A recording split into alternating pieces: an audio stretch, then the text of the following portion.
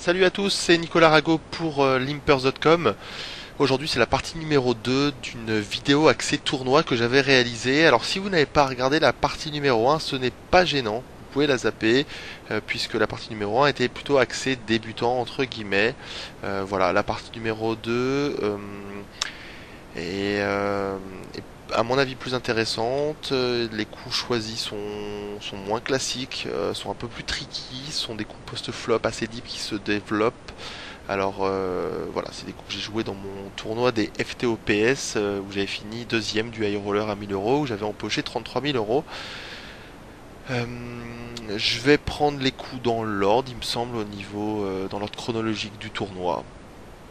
Voilà, il y a différents thèmes qui s'entremêlent. On va voir ça ensemble. Et puis ça va être intéressant parce qu'il y a plusieurs joueurs qu'on retrouve sur la plupart des coups. Donc voilà, j'ai quelques raids contre ces joueurs-là, on va les revoir tout le long du tournoi. Et ici je commence avec 6 et 7 suités sur des blindes relativement petites, 10-20. Et on a 8000 de tapis, 400 BB deep, voilà, un peu moins de 400 BB deep. J'attaque à 60. Alors en règle générale, je vais pas changer mon stack size, je vais faire 3 fois la grosse blinde. Euh, bon, évidemment, quand le tournoi va être beaucoup plus avancé, je vais avoir tendance à quand même raise plus petit, mais ici j'ai pas besoin de faire 4 fois la grosse blinde, même si j'avais les as. Voilà, je vais. Et donc je suis payé par Balmix qui est juste à ma gauche. Alors j'ai la chance d'être Red Pro et d'avoir mon nom en rouge, rouge couleur sang. Nicolas Rago-FR, voilà, c'était mon premier tournoi sous les couleurs de Full Tilt, donc ça faisait plaisir de jouer, et encore plus d'aller loin et d'aller en TF, même si j'ai raté le bracelet des FTOPS à quelques coups de la fin. Je touche open-ended, payé par François Fold, et je touche les nuts, Redraw Nuts, carte parfaite. Une carte que je vais souvent de barrel ici, mais je pense que le board 4-5-9 n'a pas trop touché sa range ici, donc euh, j'ai préféré check en espérant qu'il met float et qui bête beaucoup de turns ici. Donc je voulais check raise en fait ici tout simplement. Donc j'ai décidé de check. Je pense que s'il a un 9 il va bet ici pour protection, pour value. S'il a un draw il va sûrement bet aussi, etc. S'il a brelan il va bet aussi. Bon, j'ai décidé de check, ça tombe à l'eau. Et nous avons un 2 de pique qui arrive à la river, qui complète un tirage quinte, un 6 donne quinte, un as donne quinte. Et c'est ça qui est intéressant, c'est que François il a checké en fait la turn. Donc soit il a une main faite bancale avec laquelle il va très souvent fold si je bet, je pense. Donc j'ai décidé de check pour induce un bet d'un as. Évidemment, s'il a une main du type as 10 par exemple, ou je sais pas, as 7, bon, sûrement qu'il m'aurait pas payé au flop, mais bon, s'il a un as en main, voilà, as 2 par exemple, il va just call mon value bet river, alors que si je check, il va lui-même value et je vais pouvoir check raise en espérant prendre un bet de plus parce qu'il va sûrement me payer à la river justement. Donc c'est en ça que c'est intéressant de check. Ici j'ai pas beaucoup de value à prendre directement euh, sur des paires. Voilà. Il a fait un tout petit bet à 180. C'est assez intéressant. Euh, et là j'ai décidé de faire un très gros bet. De toute façon, si François bluff ici, il ne paiera plus rien. La seule chose que j'espère, c'est qu'il ait un as, voire un 6, ça serait merveilleux, qu'il lui donnerait quinte supérieure. Euh, donc j'espère ici qu'il a un as et qu'il va payer mon raise. J'ai décidé de prendre une option assez bizarre, de raise très fort, de raise à 1000 en fait. J'ai voulu qu'il se level, bon il me connaît bien aussi, bon voilà. J'ai voulu qu'il se level et qu'il se dise que justement en misant petit, il représente une range assez faible et que moi j'essaye de lui arracher le coup face à cette range assez faible, voilà, en espérant le faire hero call. Maintenant c'est une question de degré de, comment dire, degré de pensée, de metagame, bon. Et j'ai eu la chance que ça a marché puisqu'il a time très très longtemps. Il a fini par payer avec As-3. Voilà, donc il avait une gutshot au flop. C'est le genre de main qui peut avoir As-2, As-3. Euh, il aurait pu aussi avoir As-4, As-5. Hein. Mais ici, il a pas souvent de... S'il a un 5, il va avoir 7 et 5. S'il a 6 et 5, il va bet. Donc ma ligne est bonne. S'il a 7 et 5, de toute façon, il va check back, mais il va fold aussi si je value bet. Donc voilà, c'est le genre de main sur lesquels il est intéressant de check back de temps en temps, de double check back, de double check, pardon, pas de check back. Voilà, essayez de, quand vous jouez des coups comme ça post-flop, d'ouvrir votre imagination, essayez euh, de trouver des lignes intéressantes qui changent un peu de l'ordinaire. Alors, c'est vrai qu'il faut pas être trop tricky, euh, mais de temps en temps, il y a des lignes qui sont contre-intuitives et qui sont souvent bien meilleures que le standard sur lequel on pourrait penser. J'attaque en petite blinde, mon adversaire est un reg tout à fait décent, je pense. Pimp My Caniche qui me tribet. Ici, on est très profond puisque les blindes c'est, je vais vous le dire, 20-40. Et on joue 8000 de tapis, donc 200 BB deep.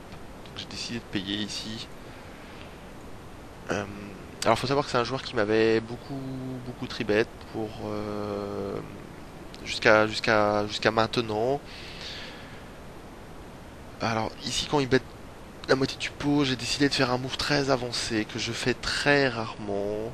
Alors j'ai hésité à le mettre dans ma vidéo évidemment, puisque c'est un, comment dire, euh, souvent les joueurs ont tendance à penser que les joueurs high stake vont vouloir toujours outplay, à faire plein de choses tricky. Alors c'est exactement ce que je vais vous montrer là sur cette main, mais c'est un peu une caricature évidemment, puisque ça va être très très rare de le faire. Ça reste une exception. Il faut avoir euh, juste, il faut avoir vraiment de très bonnes raisons pour le faire. Alors moi c'est un joueur qui est capable de coucher de grosses mains, c'est capable de comprendre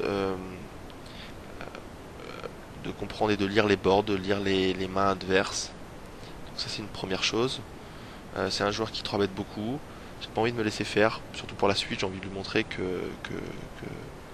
eh ben, que je peux très bien euh, dans les pots 3 bet, je vais pas me laisser faire. Donc pour toutes ces raisons, j'ai décidé de flotte. Ça coûte pas très cher. Alors le seul inconvénient, c'est que j'ai aucune équité dans ce coup. Ça c'est assez gênant et j'aime pas le faire. Mais exceptionnellement, j'ai décidé de flat ici pour bluffer plus tard. Le 9 de pique, c'est une bonne carte. Une bonne carte qui peut avoir touché ma range et surtout qui met entre guillemets un peu plus un peu plus le bordel sur le board. Euh, S'il a une main du type As-Roi par exemple, c'est assez difficile ici pour lui de jouer. Euh, Mon adversaire check, donc qui est plutôt une bonne nouvelle. Je décide de miser tout de suite fort et de pas vouloir me faire emmerder sur. Voilà, j'ai envie de faire fold vraiment beaucoup de mains ici. Et ça me permet de rajouter de la fold equity. Mon adversaire a check call, pardon. Ce qui est une mauvaise nouvelle. Mais je pars pas espoir de le faire folder à la river. En fait, quand mon adversaire check back la turn, je suis quasiment sûr qu'il a jamais un monstre. Et je pense pouvoir lui faire fold à la river un certain nombre de mains ici, parce que je serai assez crédible. J'ai collé le flop quand même en position. Euh, S'il a une main du type As-Roi et que je value river, par exemple, euh, il bat quasiment qu'un bluff, hein, parce que j'ai pas value BT Roi-Valet, qui est juste la main qui bat en fait, la main au-dessus, en dessous de As-Roi. Donc c'est pas forcément facile pour lui. Ici, je pense que s'il avait Roi-Dame, il aurait 2 barrels, il aurait joué la main simplement. Voilà, pour toutes ces raisons, je pense que c'est un bon bluff ici. Et le 9 de pique est vraiment une très bonne carte à bluffer. La river, j'espère qu'elle ne sera pas une doublette du roi, ni de la dame, sur lequel je vais sûrement give up. Ouais, c'est même sûr. Doublette du 7 aussi, je pense. J'ai pas trop aimé cette carte. Euh, j'ai une excellente carte qui est l'As de trèfle, qui est euh, une- voilà, une carte qui peut vraiment avoir touché ma range. Moi je peux avoir 10 valet, je peux avoir As-Roi aussi, avoir le décidé de Just Call le 3 bêtes. Euh, je peux avoir peut-être des mains comme à 7 par exemple, où j'aurais décidé de transformer ma main en bluff à la turn.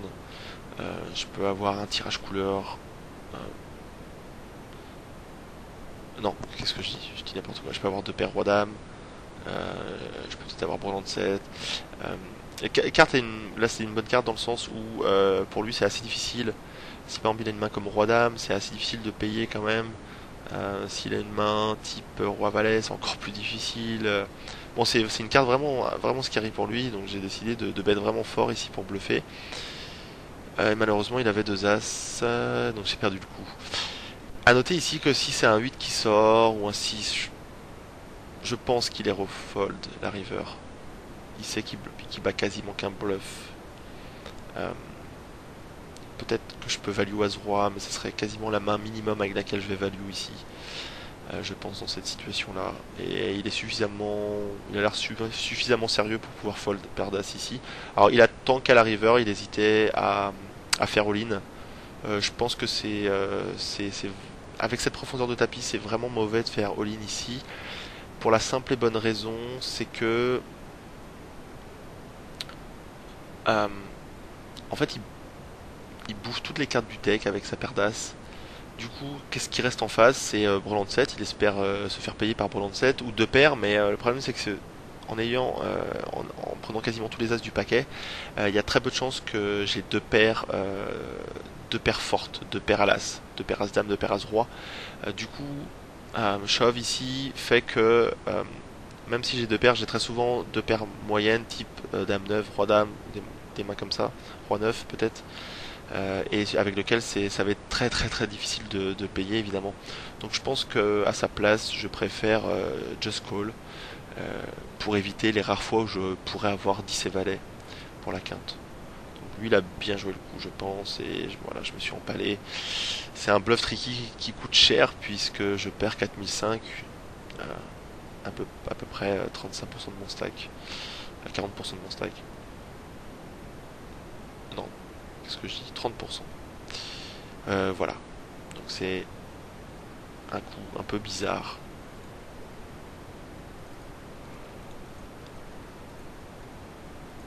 Ah, ça c'est un coup intéressant. Je jouais contre un joueur qui est relativement loose, 31-23, qui est un joueur assez faible, qui tribet beaucoup, mais qui défend, voilà, qui va aussi défendre beaucoup ses blindes, et qui a tendance à pas vouloir se laisser faire, mais il fait des erreurs assez importantes, des erreurs stratégiques, des erreurs techniques importantes. Voilà, donc je suis content de jouer un coup en heads up contre lui. Je touche un flop pas assez drawy. Bon, j'ai les as, on va pas se plaindre. Et je me fais check raise ici. À noter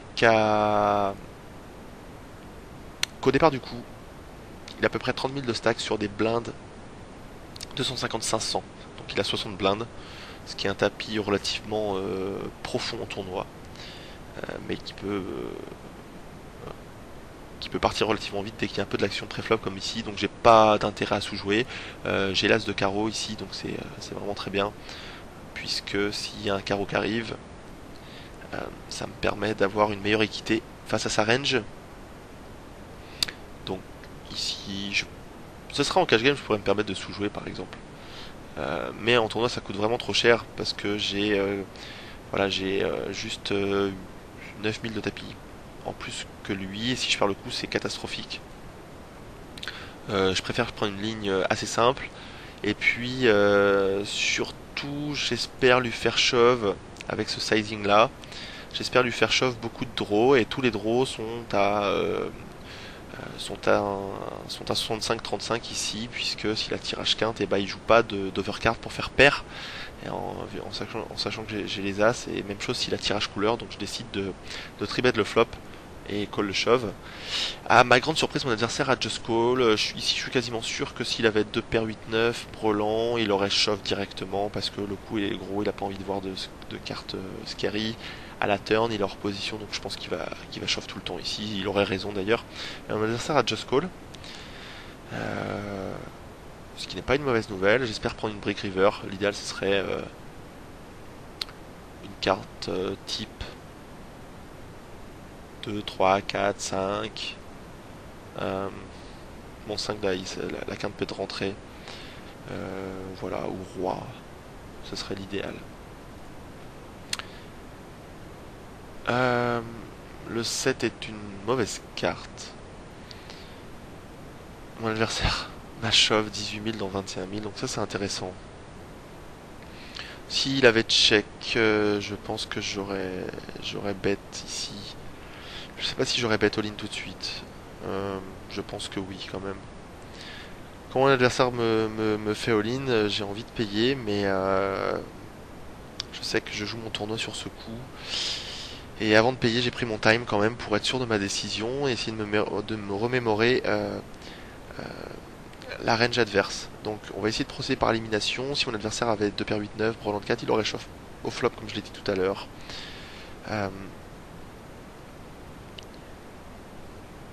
C'est possible qu'il a touché une main du type 9 et 7, 8 et 7, c'est pas impossible, mais dans ces cas-là, ça aurait été relativement étonnant que mon adversaire check raise le flop et call mon 3 bet. Donc ses mains sont quasiment à exclure. Bon, c'est un joueur qui est assez faible, alors peut-être qu'il a pu faire un truc assez bizarre, mais bon. Euh, voilà. S'il a une main ici du type 10 et valet, je pense qu'il va jamais shove, il va attendre que je bête. Donc s'il a la quinte, il va jamais shove. Je pense qu'ici, avec sa façon de jouer, il a pas mal de mains du type paire plus gutshot ou paire plus tirage quinte. Peut-être une main type 6 et 7, 8 et 10, 9 et 10. Voilà, il est capable de payer avec deuxième ou juste top paire ou deuxième paire mon 3 bet au flop, je pense. Bon, voilà, pour toutes ces raisons, je pense qu'on est rarement derrière et voilà, j'ai décidé de payer. Je sais évidemment que mon adversaire a très très souvent des outs de sortie, mais dans cette situation-là, je suis favori à 70%. Maintenant, il faut que ça tienne. Euh, voilà, à noter que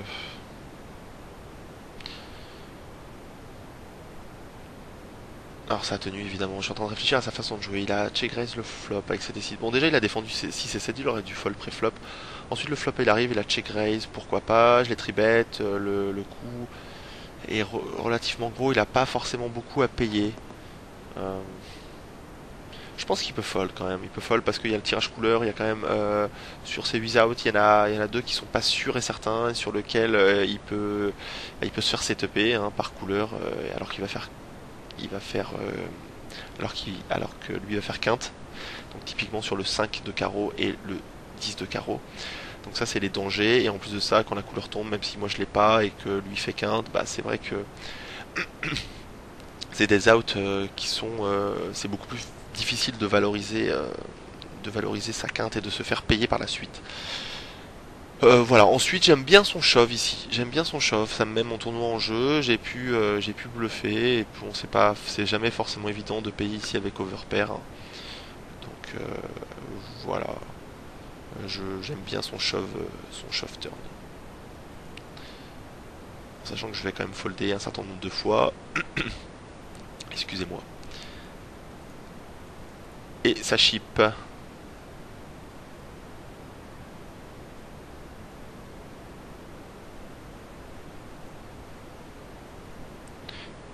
Ici on avait des blindes à 400, 800 il me semble, j'ai fait un raise à 2200, payé par Oh My Guru. On est très profond, on joue 100 000 de stack sur des blindes 400-800, donc plus de 100 BB deep. Et j'ai trouvé un excellent flop avec Dame 10 sur un board très dry, assez dry, relativement dry, Dame 9-4 Rainbow. Ici je vais très souvent c-bet sur ce genre de board, je vais c-bet à 2005, voire 3000 puisqu'on est un petit peu plus profond. Voilà. Mais j'ai un joueur qui était assez tricky ici, qui aime bien Hero Call, qui est assez aggro, et surtout, c'est pour ça que j'ai check back ce genre de board, c'est que je l'ai vu plusieurs fois bet turn et value très in la river avec des mains, avec des types des mains deuxième paire, et aussi overbet river en bluff.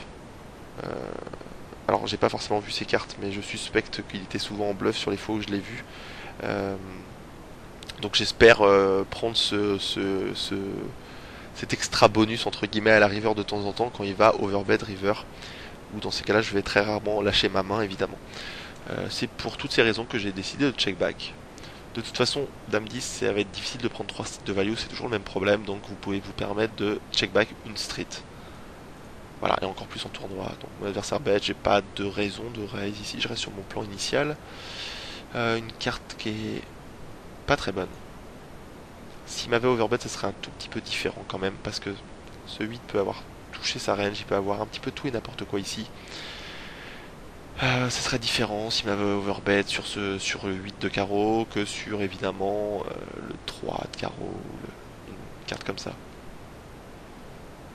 Bon, mon adversaire a check, finalement j'ai un bet très facile et j'ai misé 6, et il a fini par payer avec troisième paire. Donc voilà, ça aussi, on a aussi de la value cachée à check back le flop. Euh, Puisqu'on peut prendre de la value sur des bluffs, et on peut prendre de la value sur des mains qui peuvent toucher plus tard, et voilà, sur lesquelles il va hero call ici. Donc ne soyez pas en mode robot dans les coups, pensez de temps en temps à check back. Alors il faut pas que ça soit automatique, parce que dans ces cas là vous allez en gros check back toutes vos mains moyennes, c'est bet tous vos bluffs, et c'est bet que les mains très fortes. Donc en gros quand vous CBT, bah, vous êtes assez face up, et il suffit que l'adversaire vous check raise et vous pouvez pas faire grand chose. Mais de temps en temps il faut choisir ses spots pour check back. Ici nous sommes en table finale, 50 dead. Nous avons des tapis vraiment profonds, à peu près chez tous les joueurs. 70 000, 200 000, 200 000, 160 000. Et juste un joueur à 40 000, mais c'est un joueur qui se laisse mourir pour l'instant, qui est très serré, trop serré, encore plus en 50 dead. Voilà, donc je flatte l'attaque UTG, je n'ai pas de raison ici de tribet. Fold, ce serait une erreur, puisqu'on est profond, j'ai la position sur un joueur qui est très actif, voilà, qui est un régulier décent. Je décide de payer, et nous avons Bernie qui paye, ça n'est pas une surprise, puisqu'il est 35-25. Donc avec la cote du pot qu'il lui a offert, je sais que c'est trop tentant pour lui de payer et d'aller voir un flop. Je touche un flop génialissime pour ma main. Payer, pas trop d'intérêt ici de raise. A noter que Bernie a payé. Alors ça, c'est une donnée intéressante dans ce problème, puisque c'est un board assez drawy, sur Dame 3-2. Je pense que... Alors Bernie il est assez face-up s'il avait Breland 3, Breland 2, voire 2 paires, Dame 3, Dame 2, parce que bon, il peut payer avec sa pré-flop. Je pense qu'il aurait très souvent check raise au flop.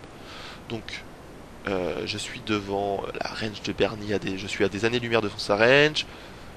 Je le mets quand même assez souvent sur un draw ici, puisque s'il a une main du type paire de 8, paire de 9, a priori s'il est intelligent, un minimum intelligent, il devrait avoir peur de mon overcall au flop, et je pense qu'il devrait assez souvent folder hors position ce genre de main.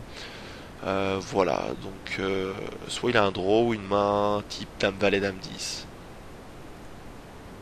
Là où c'est intéressant, c'est que le joueur qui était UTG, Oh My Guru, 2 barrels. Et ici, ça n'a pas du tout la même valeur de 2 barrels.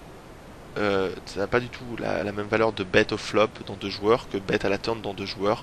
Puisqu'ici, à la turn, il se retrouve avec 2 adversaires qui ont payé le flop,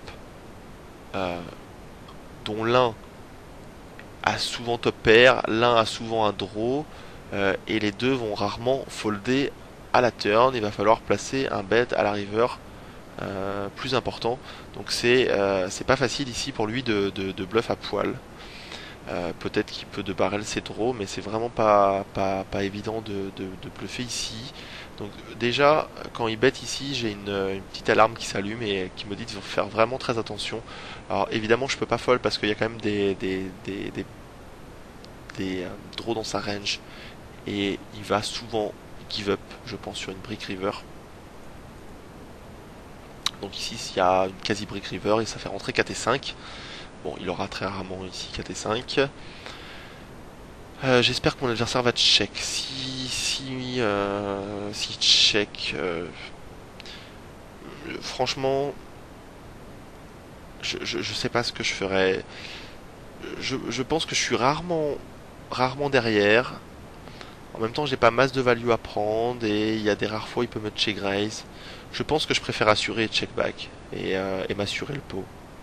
Ne pas prendre de risques. Je pense que j'aurais check back s'il avait check. Bon, évidemment, j'espère qu'ici il va check parce que si bet, ça pue. Vraiment, ça pue.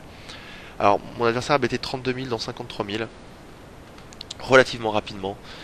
Ici, mon tournoi n'est pas en jeu, mais c'est vrai que c'est quand même une grosse décision. Si je perds ce coup, alors c'est en ça que c'est important. C'est en ça que le coup en lui-même n'est pas à prendre en compte dans comme une simple main de cash game, puisqu'ici je suis dans un tournoi et il faut envisager la part de risque du coup en lui-même et la différence de situation entre coller et perdre le coup et payer et gagner le coup et folder. Ici, si je perds le coup en payant, je pense que c'est pas gravissime. Par contre, si je gagne le coup, c'est jackpot. Voilà, donc euh, ça c'est important. Si c'était gravissime de payer, il faut redoubler d'attention évidemment pour payer. Parce que si on a tort, des fois, bah, typiquement, ça peut être la sortie du tournoi, si on n'a plus de jetons. Et dans ces cas-là, bah, c'est encore plus difficile de payer par rapport au modèle ICM, etc. Les jetons qui vous restent valent beaucoup plus. Quand vous avez peu de jetons, ça vaut beaucoup plus cher.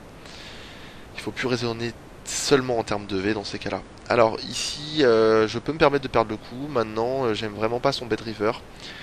Contre la plupart des joueurs, j'aurais fold ici. J'ai pris tout mon time. J'ai dû prendre 60 secondes pour payer. J'ai payé puisque une heure avant, j'ai un collègue qui j'ai demandé à un ami à moi qui avait déjà joué en cash game avec ce joueur-là. Je lui ai demandé s'il le connaissait. Il m'a dit que oui et il m'a montré une hand-history de ce joueur, donc de Oh My Guru ici, qu'ils avaient joué en cash game de 4 où il y avait un coup complètement crazy. Et donc, voilà. De toute façon, excusez-moi, je l'avais bien vu par moi-même que ce joueur était capable de faire des énormes bluffs et de jouer extrêmement tricky. Donc pour toutes ces raisons, je me suis dit que c'était vraiment possible qu'il me 3 barrait le bluff ici. Euh, et j'ai décidé de payer. Ça a été un call vraiment dans la douleur et j'ai eu raison. Voilà. Bon, ça c'était assez chouette. J'ai poussé un grand cri après avoir eu raison. Ça fait partie aussi de la chance du tournoi. C'est ce genre de coups qui peuvent faire basculer entre guillemets un tournoi. Pourquoi ça fait partie de la chance? C'est beaucoup de gens s'en rendent pas compte en fait.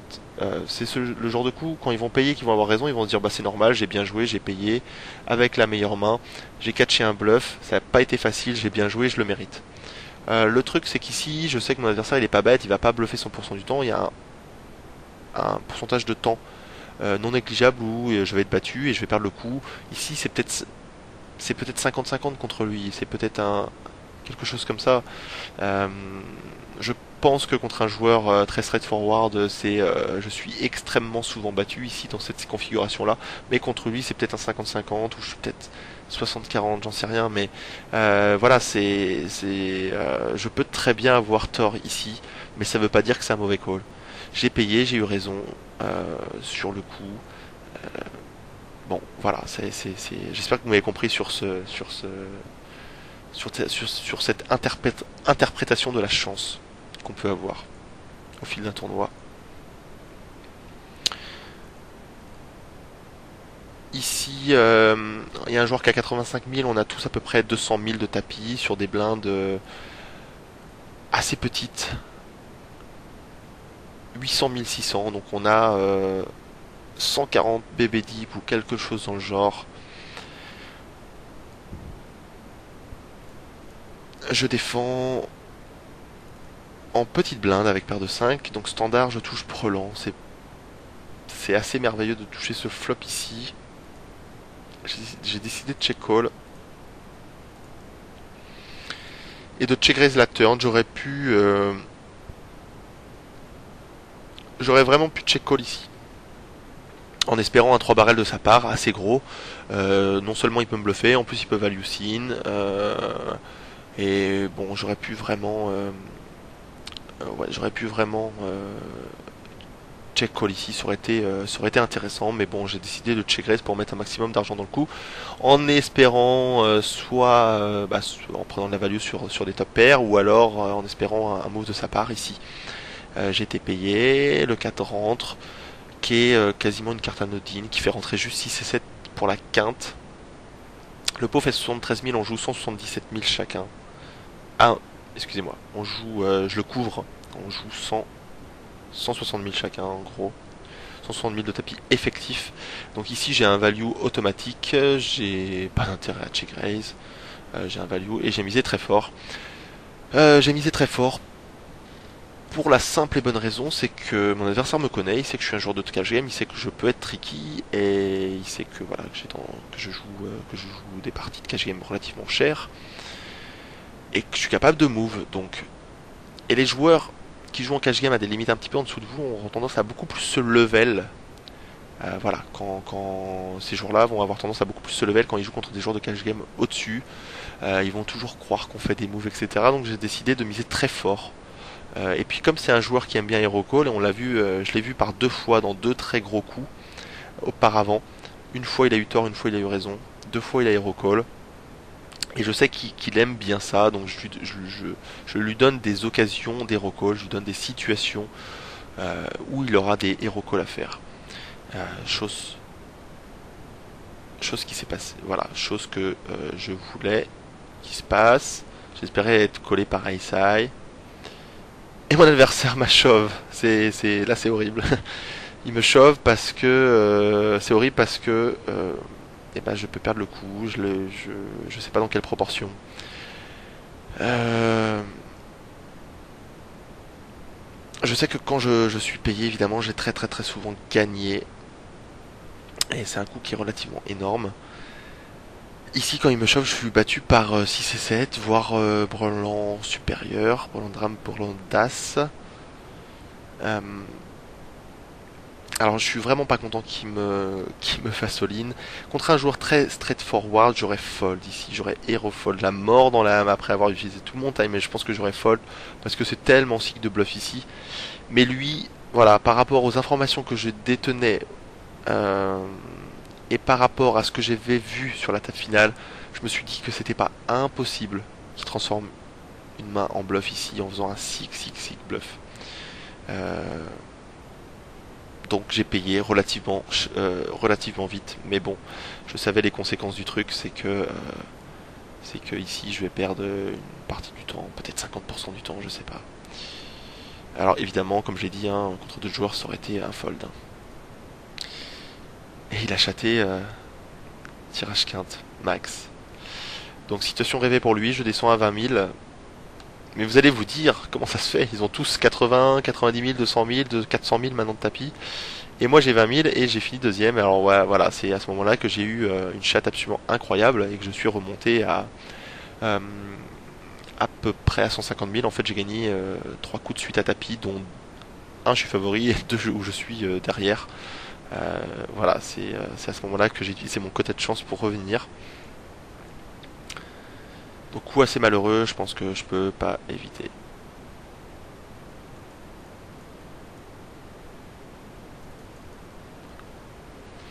Je tribet bluff ici Amelia qui était à l'époque 38-25 sur des blindes. Alors les blindes c'est 1000-2000. En gros, j'ai 75 grosses blindes, mon adversaire en a 100. Alors c'est vrai qu'Amelia est un joueur que j'ai eu du mal à cerner puisqu'il a joué très très très tight en début de tournoi et vers la fin il a joué de plus en plus de coups et encore plus en heads up. Alors moi je suis resté sur Amelia qui est très tight et j'en ai profité pour 3 bet bluff ici. Mais clairement j'ai mis un peu de temps à m'apercevoir qu'il avait ouvert son jeu.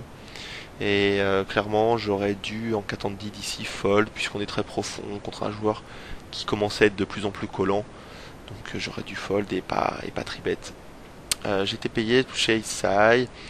J'ai décidé d'employer une ligne de pot contrôle.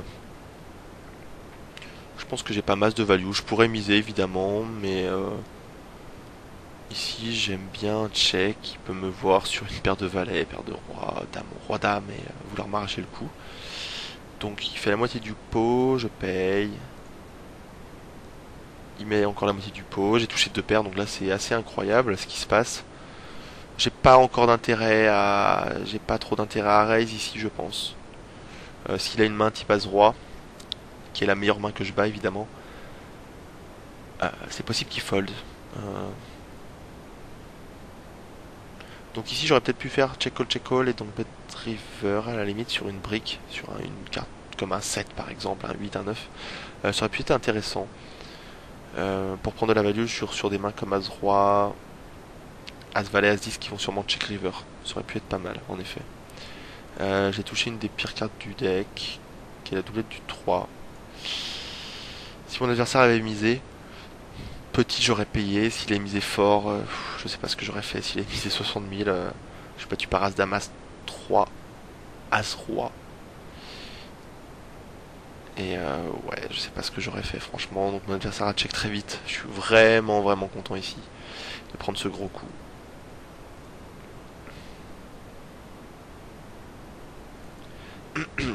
Donc nous sommes plus qu'en 3 on dit dans ce tournoi.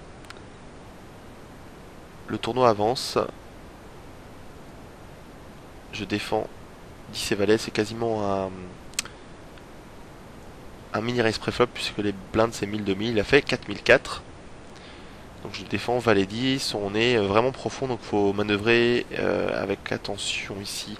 Le pot fait 10 000, on joue 20 fois le pot derrière, on joue 200 000 de tapis donc ce qui est absolument énormissime. L'adversaire a fait juste demi-pot donc et évidemment ici je peux pas fold parce que je joue 6 cartes pour l'overcard et 4 cartes pour les nuts. Donc c'est un call automatique ici avec cette profondeur. Standard, je touche le 9 à la turn. Et j'ai décidé de check raise encore. Alors j'ai beaucoup de check raise, c'est vrai, mais grosse main à la turn. C'est tombé comme ça, je pense, parce que c'est vrai que là, vous voyez un condensé des mains, mais il se passe de nombreuses heures entre les coups. Il y a des coups que j'ai pas forcément montré, ou j'ai value autrement. Bon, voilà, ça tombe sur cette sélection de mains. C'est vrai que j'ai beaucoup de check raise turn, les fortes mains. Je pense que j'ai beaucoup de value ici à check raise et à prendre beaucoup de value sur 2 paires, sur les paires plus tirage quinte, plus les tirages couleurs, etc., etc. Donc je préfère faire grossir le pot maintenant et puis peut-être que créer l'accident, comme dirait notre ami Patrick Bruel.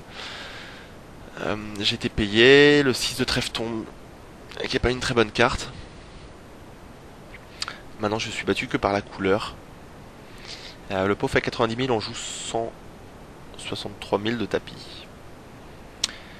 Alors j'ai des informations sur ce joueur qui est très tricky et qui joue en cash game. Il y a un joueur en cash game, je sais que c'est un move relativement courant chez les joueurs, c'est que sur ce genre de board, quand par exemple il y a des splits possibles sur des boards 5, 6, 7, 8, 9, les joueurs ont tendance à overbet pour essayer d'arracher le pot, la moitié du pot en fait. Qui devrait revenir de droit à l'adversaire. Ici, je pense que s'il avait les trèfles, il n'aurait pas fait tapis. Alors je peux me tromper, mais je pense qu'il n'aurait pas fait tapis. Il aurait fait un bet, peut-être 60 000 ou quelque chose comme ça. Donc ici, il a fait tapis. Alors juste pour revenir sur mon check à la river. Il peut transformer deux paires en bluff.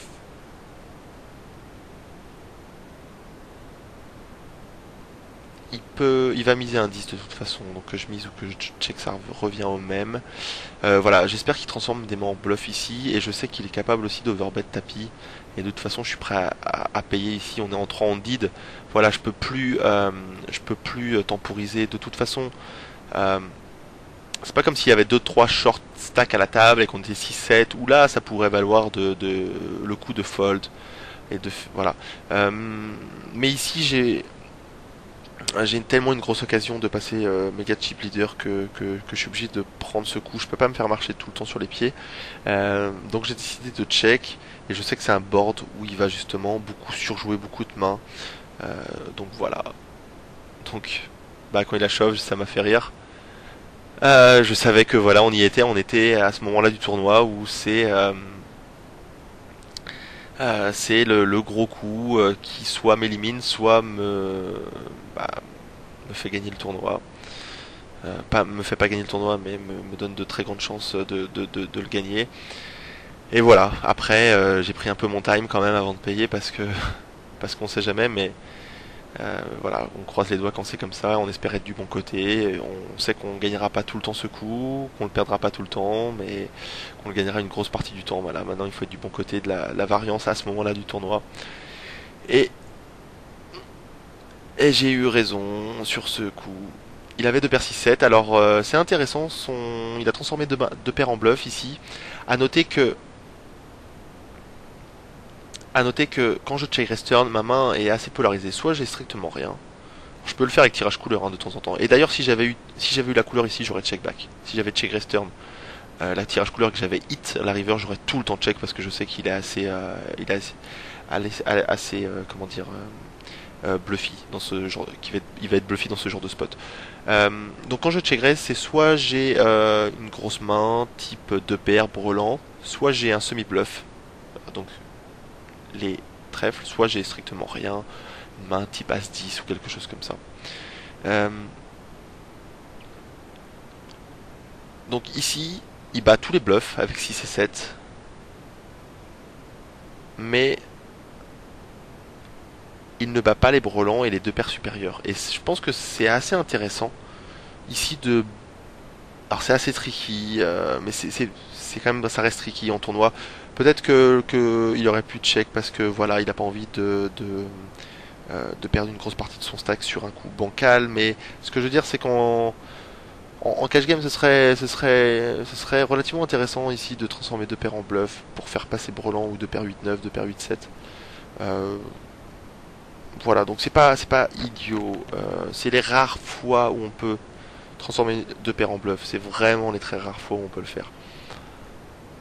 J'ai gagné ce gros coup, mais ça ne m'a pas fait gagner le tournoi. Ici, j'attaque dame 10, donc deux fois et demi la blinde. J'ai trouvé top tout pair, bête, bête, bête, bête. Et là, le 9 arrive. Euh, Mon adversaire a snap, donc bête pot. C'est vraiment sick. Euh, c'est vraiment sick. Alors contre 95% des joueurs ici, j'aurais snap, call, j'aurais just call. Évidemment, j'ai pas de value à faire all-in. Mais contre ce type de joueur-là, à chaque fois que je l'ai vu pot, il avait les nuts. Et à chaque fois qu'il a fait moitié pot, il avait des mains bancales. Donc ici, j'avais vraiment très très peur de son bet sizing. J'avais des bons reads sur lui. Et j'ai décidé de fold, de faire un très très gros fold ici. C'est possible qu'il fasse ça avec dame 9. Alors c'est pour ça qu'après coup, je me dis que j'aurais peut-être pu payer. Il peut faire ça avec dame 9, voire 10 et 9. Maintenant, je suis persuadé qu'avec une main comme type avec une main du type roi valet, il l'aurait joué pareil. Et même une main du type valet 8, il est capable de payer, de check call avec sa gutshot. Je l'ai vu check call des mains assez abominables pendant le heads up notamment. Donc ça m'étonnerait pas c'est possible qu'il ait fait quinte. Et là j'ai très très peur de la quinte. Voilà. C'est vrai que tout me porte à croire qu'ici il faut fold au vu des informations. Mais c'est vrai que j'ai découvert un joueur plus tard, beaucoup plus agressif dans le heads up. Finalement, je ne sais pas s'il m'a beaucoup bluffé ou pas. Euh, mais voilà, de ce que j'ai vu en TF, j'étais obligé de fold à ce moment-là du tournoi parce que à chaque fois qu'il a pot, c'était assez incroyable. Il avait tout le temps les nuts. Donc c'était assez difficile de fold ici. Et bon, il faut savoir passer de temps en temps. C'est aussi ça qui fait gagner les tournois. Ça c'était un peu plus tard, c'était dans les ups. C'était assez sick parce que bah non, à ce moment-là j'étais à mon plus haut, j'avais 400 000 de tapis, c'était le début de la descente aux enfers. Voilà, ça a été commencé par ce coup-là. On était très profond, faut savoir qu'on était 150 BB deep pour le heads up, lui avait tendance à mini raise préflop, moi aussi. Donc évidemment ça me rajoute un edge supplémentaire parce que c'est un joueur qui sûrement manque d'expérience en heads up, qui va faire des tonnes d'erreurs préflop. Donc voilà, mon but c'est de limiter la variance et de jouer un maximum de coups contre lui pour le gratter petit à petit. Bon, ici jeu de barrel, standard, et je me fais check mini raise. Je sais pas du tout ce que ça veut dire. Je sais pas du tout ce que ça veut dire. Ici j'ai pas d'intérêt évidemment à 3 bêtes la turn. Donc j'ai décidé de call. J'ai un petit peu peur de breland 6, breland 8, à 6, à 8 évidemment. Euh, c'est les seules mains qui me battent. Autrement c'est pas impossible qu'il bluffe non plus.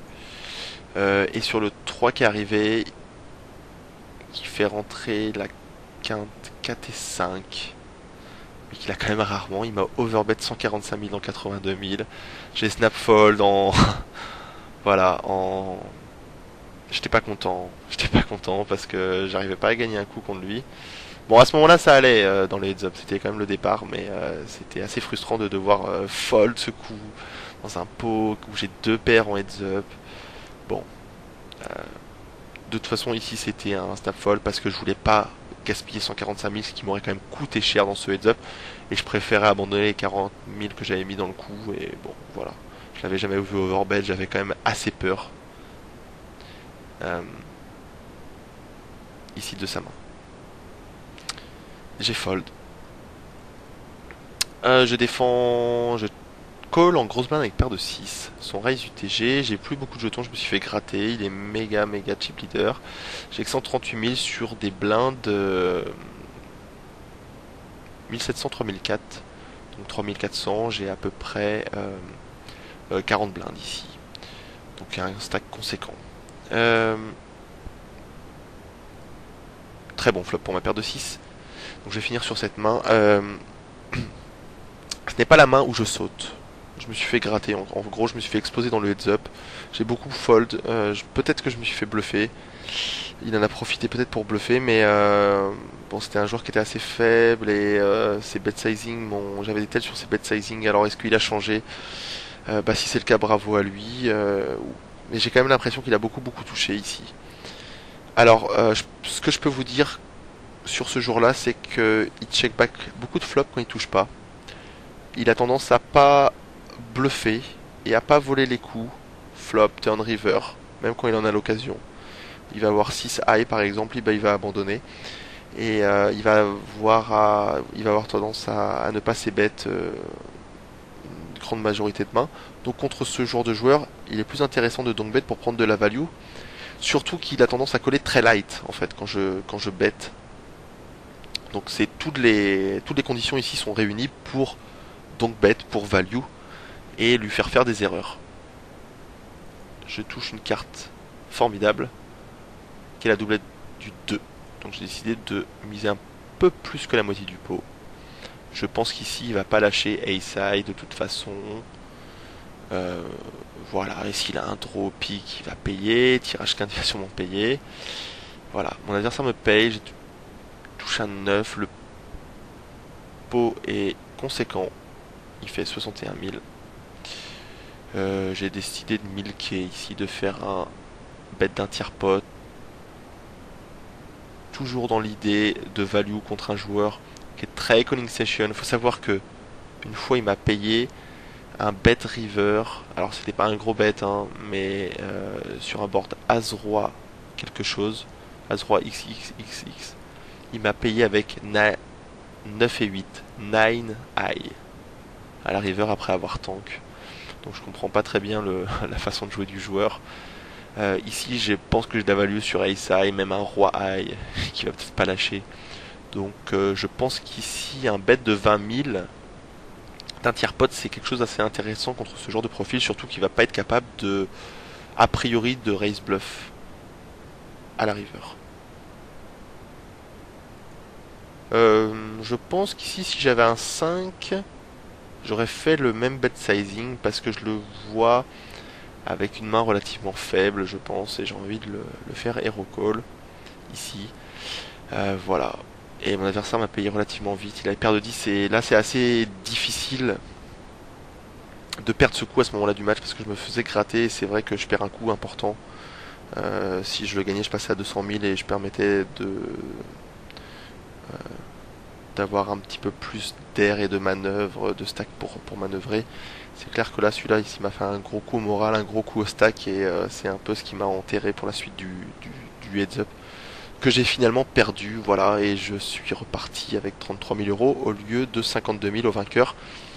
Alors c'est vrai que j'avais toujours refusé les deals à 4 left, à 3 left et en heads up, pour la simple et bonne raison, c'est que la différence de prix n'était pas très grande pour moi, je fais de très bons mois des très bons mois en cash game ces derniers temps. Donc c'est vrai que la différence d'argent est moins importante à mes yeux que pour eux, je pense.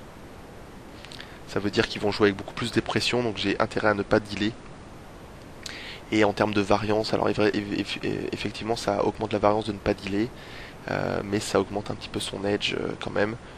Et voilà, en termes de variance, c'est vrai que le fait d'avoir des très bons résultats en cash game, ça vous permet d'être plus libre et d'essayer de chercher l'edge justement euh, et ne pas sacrifier l'edge au détriment de la variance. Voilà, voilà. Et j'espère que ça vous a plu.